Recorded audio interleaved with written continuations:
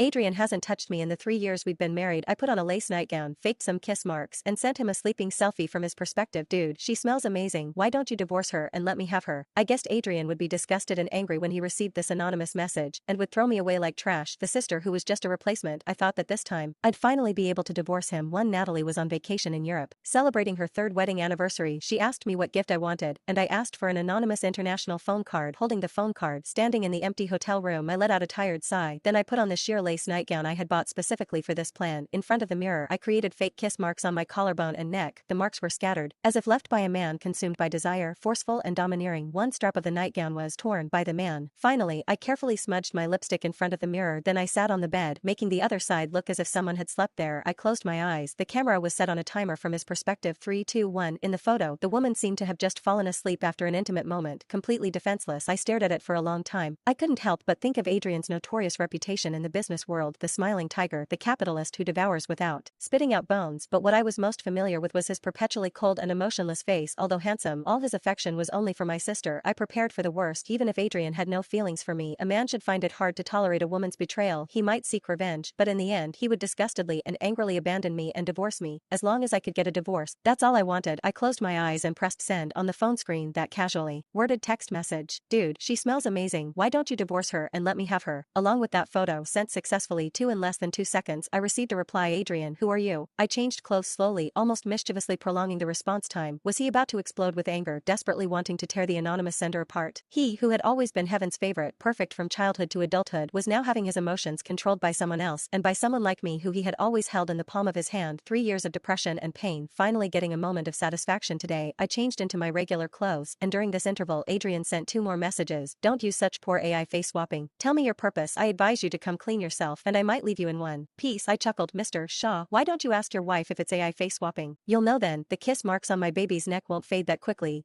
I dared to say this because I knew Adrian was abroad negotiating an important deal. He couldn't come back for at least half a month. The next moment, my own phone suddenly rang. I was startled. The phone kept ringing furiously. It was Adrian calling. I pursed my lips, staring at the phone until the call ended, but soon, the screen lit up again. Adrian was persistently calling me. I understood that this time, he was really angry. My heart was pounding, feeling like I was walking a tightrope, playing an absolutely dangerous game. I sent, Mr. Shaw, stop calling. We did it 5 times. Your wife is exhausted and asleep. The phone finally stopped ringing. My phone fell into dead silence. I sent from the anonymous phone card. I didn't mean to break you up, Mr. Shaw. Your wife and I are truly in love. Be magnanimous and divorce her soon. Give her to me. Otherwise, if word gets out about you being cheated on, you'll lose face. Adrian didn't reply anymore. I nervously threw the torn lace nightgown into the trash, checked out of the hotel, and returned to the mansion. The housekeepers were cleaning. Everything was perfectly normal, as quiet as if nothing had happened. Wash up, sleep at dawn. When the sky was turning white, I vaguely heard the roar of an engine and the sharp sound of tires braking outside the window. When I realized and opened my eyes in panic, the bedroom door was knocked at the same time. Aria, open the door. That voice was cold, the tone forcibly controlled to be steady, only faintly revealing a hint of anxiety and unease. I was wide awake now, as if cold water had been poured over me, my whole body cold. It was Adrian. 3. I panicked. How could he be back? To him, I was just an insignificant replacement tool. The knocking sounded again, still 3 knocks, extremely restrained. He spoke a bit faster. Aria, I want to see you. I sat up, trying not to panic, not to give myself away. I took a deep breath and said sleepily but pretending to be calm, Mr. Shaw, I need to use the bathroom and take a shower. Please wait a moment. I quickly ran into the bathroom, turned on the shower, then stared at the kiss marks on my neck. These were marks I had made myself yesterday by pinching with a bottle cap. For the sake of realism, I had been rough, and now they were so obvious that even foundation couldn't cover them. But I could not cover them either, because the first reaction of someone who's cheating would definitely be to lie and cover up. Adrian was shrewd. I had to play my part thoroughly. I wet my hair to look like I had just showered, then changed into a high-necked black dress that covered everything, including my arms. I carefully covered the half-visible kiss mark at the neckline with a band-aid. I looked in the mirror, practicing an expression of guilt poorly hidden beneath forced calmness. Disgusting enough, right? Adrian would surely be repulsed and immediately propose divorce, telling me to get lost. I opened the door. Adrian was sitting on the sofa, brows furrowed, eyes closed as if resting. His face was a bit pale, with a faint shadow of stubble on his chin. He had forgotten to wear his watch, and the cufflinks that matched his suit were missing. One hand tightly gripped his phone, the other hung on the sofa armrest, with 4 deep wounds on the knuckles as if he had hit something hard more than once, but he didn't seem to care, not even bothering with a band-aid. Mr. Shaw, why are you back? Adrian opened his eyes and looked at me, his pupils dark and deep. He stood up from the sofa, the man who had been so anxious just now suddenly moving very slowly as he walked up to me. I instinctively stepped back, but Adrian grabbed my arm and pulled me back. He lowered his eyes to look at my neck, his pupils contracting. I forced a smile and said, did something happen? He didn't answer, just used his cold fingers, 2 fingers together, slowly hovering over the band-aid, as if he would roughly tear it off the next second, along with all my lies, and then angrily, humiliated, tear up our fake marriage contract. contract. My body started to tremble. I closed my eyes waiting to be exposed, but his index and middle fingers just lightly touched the band-aid. Adrian calmly asked, "How did you get this?" I deliberately avoided his gaze. Just accidentally got scratched by a book page yesterday. Book page? Adrian blinked very slowly. What were you doing last night? His fingertips explored into my collar. Just a little more force, and he could see the kiss marks hidden under the fabric. I swallowed. I went out for a hair treatment last night. Adrian's breathing became heavy. He looked at me expressionlessly. For a moment, I had the illusion that he would devour me whole. His fingers tightened on my collar. I stumbled along with that force, almost falling into his arms. I quickly extended my arms to block his chest. His palm encircled my lower back like an iron hoop, tightening bit by bit. That restrained anger seemed to be venting in this way. I couldn't match his strength. My resisting arms began to soften. Adrian approached me inch by inch. "Mr. Shaw, don't," I said, trembling, though I didn't know what he intended to do, but instinct told me it would be dangerous. My mind went blank, my voice shaking. I begged incoherently. After 3 or 4 seconds, he actually slowly withdrew his fingers, clenched them into a fist, his face turning iron gray, his lips tightly pursed. I realized what I had been saying. "I'm scared. Don't touch me, please. I'll assign you 2 personal bodyguards. They'll follow you when you go out from now on to ensure your safety," Adrian announced flatly. Then he turned and left without hesitation. When I heard the familiar engine sound from outside, I finally came to my senses. He's not pursuing it. How could this be? For I was monitored very strictly, with almost no chance to take out that phone to make contact. Adrian, who was supposed to be abroad, somehow finished his business trip in just 5 days this time and hurried back. After he returned, the surveillance on me loosened a bit, and I finally had the chance to pick up the phone again. I sent a message using that anonymous phone card. "Dude, you can't take it like a man? Even if she cheated, why not just divorce? Why lock your wife up?" Adrian replied quickly, "She didn't cheat. I trust her. Arya isn't the kind of person who would do such things." I stared at this text message in a daze. What does he mean? Although I indeed didn't have the courage to actually find a man to cheat with, which is why I resorted to this plan, but how could Adrian understand so well what kind of person I am? He had always been so cold to me. I pushed on, disregarding everything else, adding fuel to the fire. "Mr. Shaw, you don't know your wife better than I do. She has 3 moles on her ribs near her belly button, and every time I trace them with my finger, connecting the dots, she trembles uncontrollably from the stimulation. But you're her husband, married for 3 years. You must have known this long ago, right?" The last sentence was dripping with sarcasm. Because in these 3 years Adrian had never touched me. Bang. Just as I sent it,